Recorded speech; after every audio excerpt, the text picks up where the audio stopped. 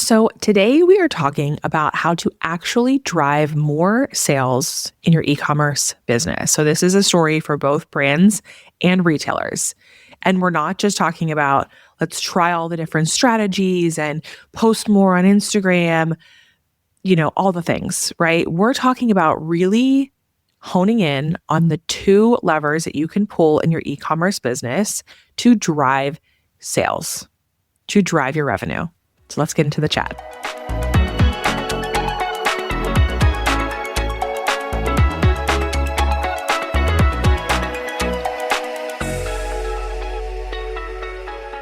Real quick before we jump in, if you're pitching retailers but second guessing what to say, when to say it, or how to follow up without feeling like you're being totally annoying, you need the buyer side pitch kit. It arms you with everything you need to confidently pitch all types of retailers, from independent boutiques to mid-size to big box stores, because yes, they all expect something a bit different and at different times. You're going to get the Buyer Side Pitch Pal, which is your own AI pitch assistant trained by me, a seasoned corporate and independent retail buyer, to write your pitch and follow-up emails for you in your unique brand voice.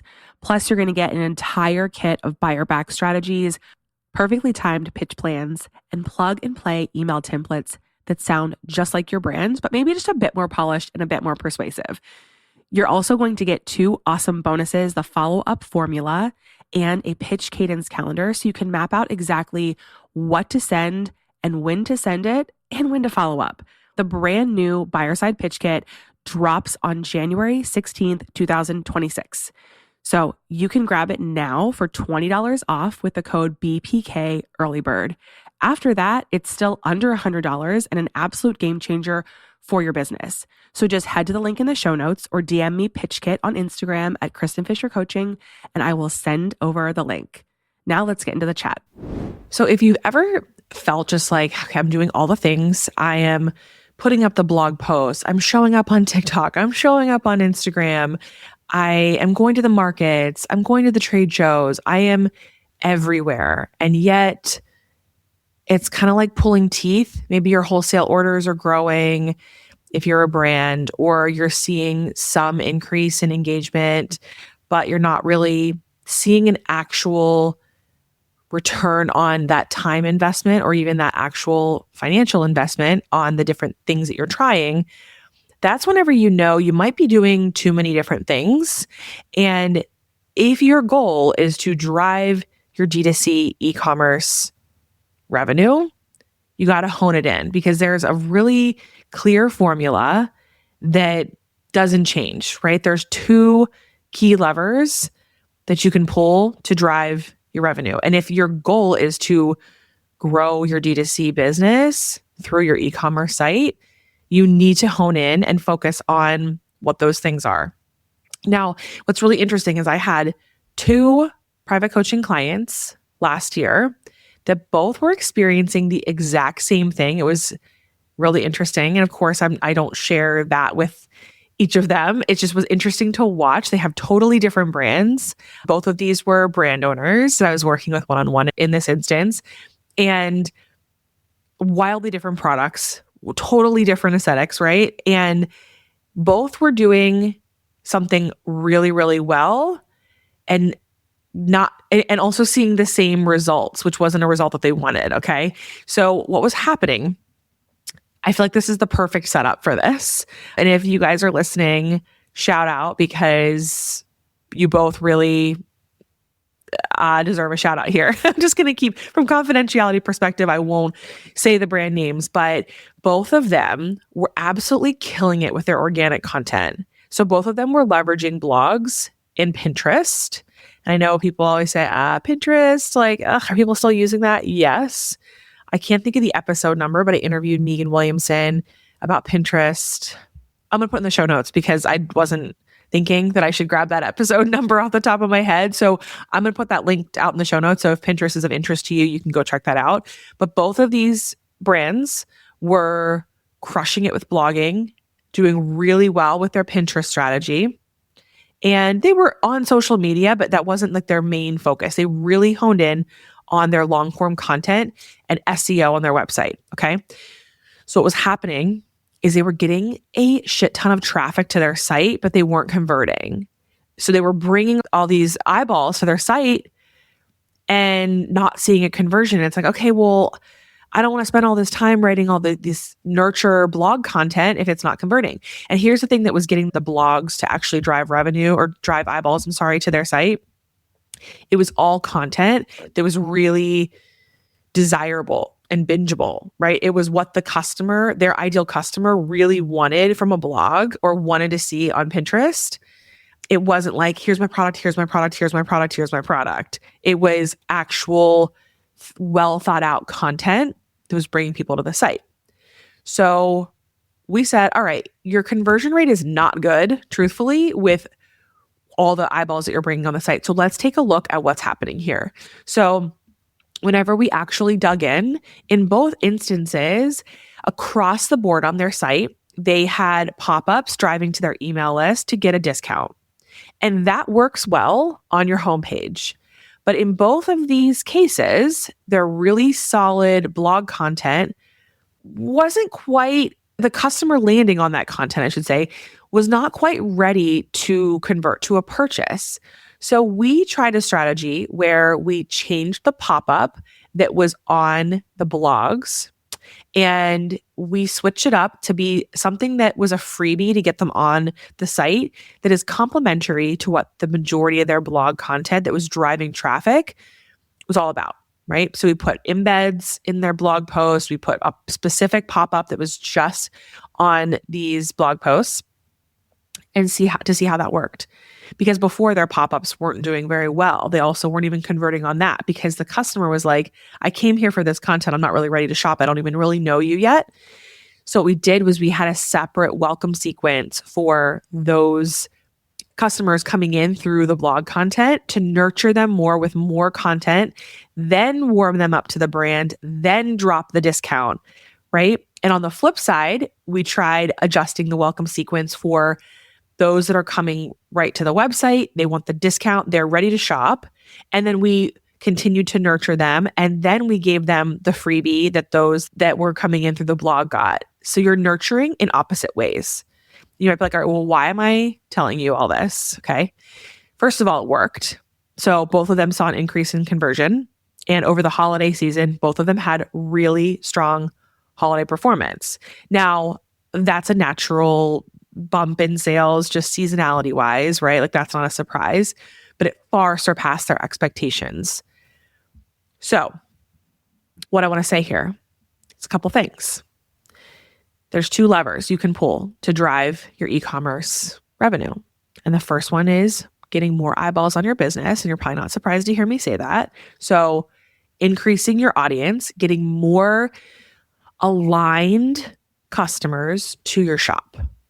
If you're just giving away a bunch of freebies and doing giveaways and discounting everything all the time, you're not really bringing in quality, ideal leads to your site, right? So you really want to think about that. If you're running ads to your site and you're not really set up for conversion, brings me to point 2, okay? So you have a strategy now to bring people to your shop, but you might not be set up for conversion. Now, in the instances of both of these clients that I was just sharing about, both of them had done the conversion work. So both of them had in the last year done a lot of work on their product pages to optimize for conversion. So we knew that wasn't really the case. We had looked at Hotjar. We saw where they were bouncing off. It wasn't an actual product page issue. They weren't even getting to the product pages. They were just bouncing from the blog. So before, when you're thinking about, okay, I'm driving traffic to my site, you really have to think about, okay, what's happening when they land on my site? These two things have to go together. The bringing more eyeballs, more traffic to your site at the top of your funnel. And once they get there, what's happening? What's happening? Are they bouncing? Are they converting? You need to have a really solid conversion rate, right? So you need to make sure that it's really easy for them to shop and to get to that checkout, and there's not a lot of fluff.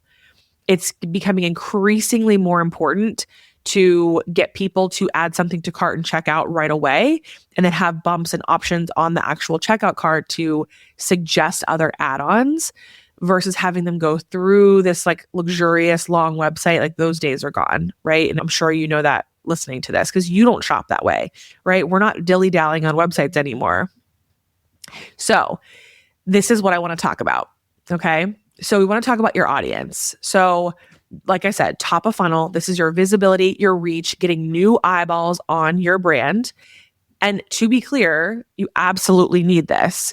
I think if the last couple of years have taught us anything, we know that we need to have a really solid repeat buyer rate because it's cheaper to continue to get your existing audience to purchase from you, your existing customers rather, to purchase from you again versus bring in new people. We all know that.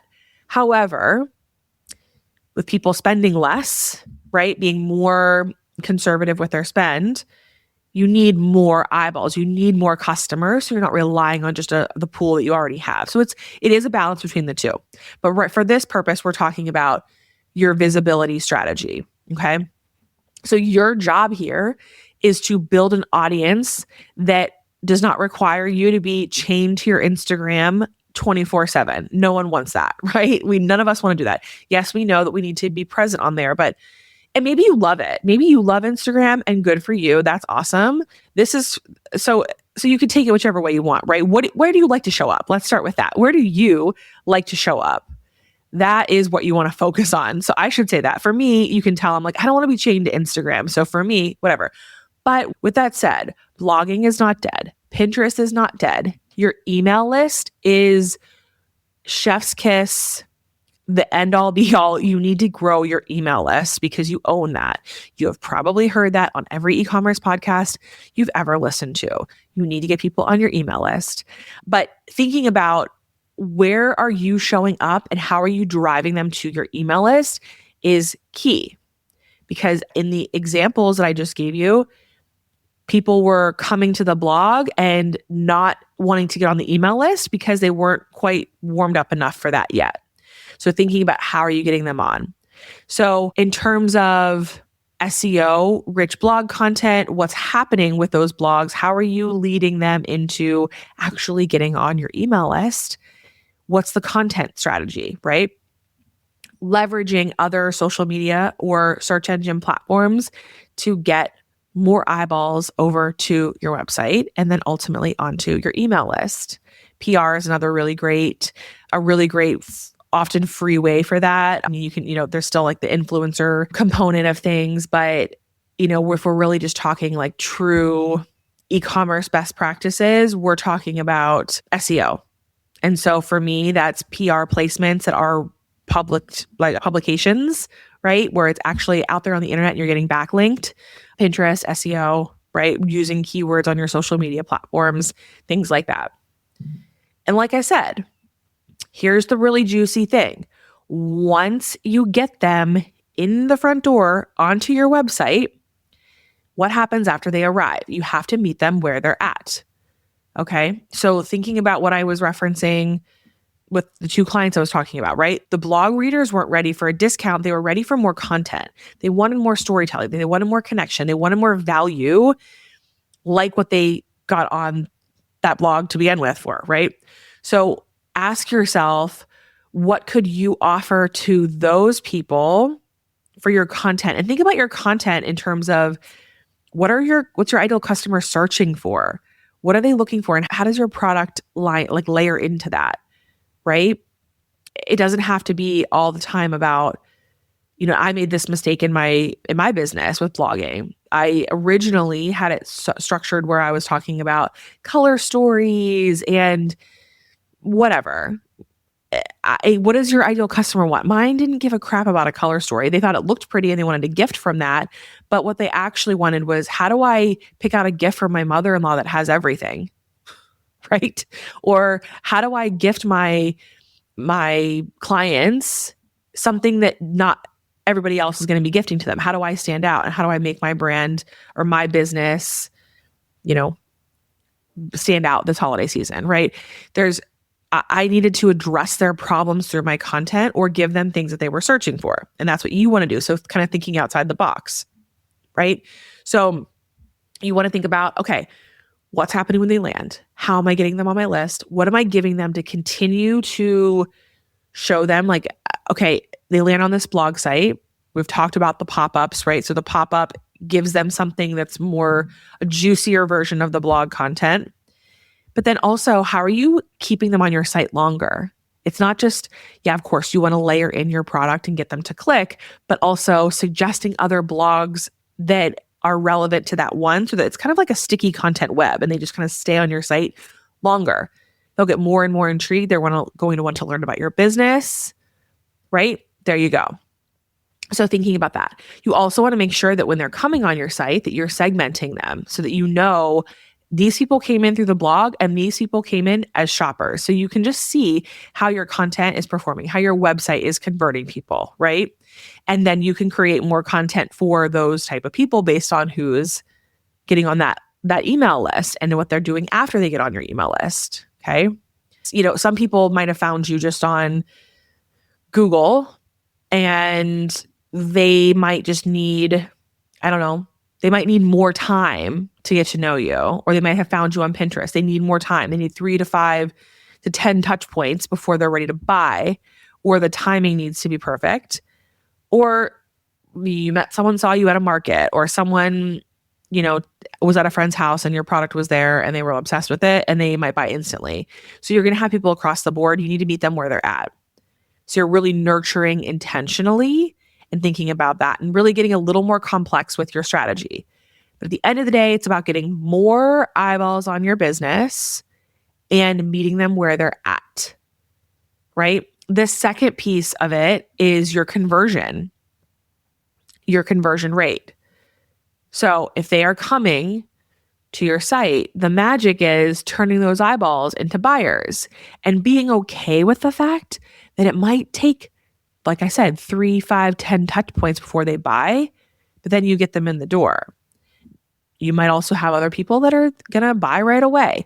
Everybody shops differently. Everybody browses differently. Everybody has different needs at different times. So you just need to be prepared for that and not assume that everyone that lands on your site is going to order immediately. But are you set up for conversion? Right? Is your website actually built to convert? And I never want to say, spend all this time, drain so much money into your website. That's not what I'm saying. But there are some things you definitely need to do for e-commerce to make sure that you're getting them from homepage to product to checkout as fast as possible, right? Having a really beautiful website doesn't actually mean anything if they get there and they don't really understand what you're selling, or it takes 10 clicks to get to checkout. We don't want that. Okay. So certain things are like, okay, does your site load fast? What's your mobile experience look like? Always look at both of those because sometimes you need to make some changes to be more mobile friendly. And also looking at your metrics on your Google Analytics. Are people coming into your site through mobile or are they more desktop? Like optimizing based on where your existing traffic is coming in from, right?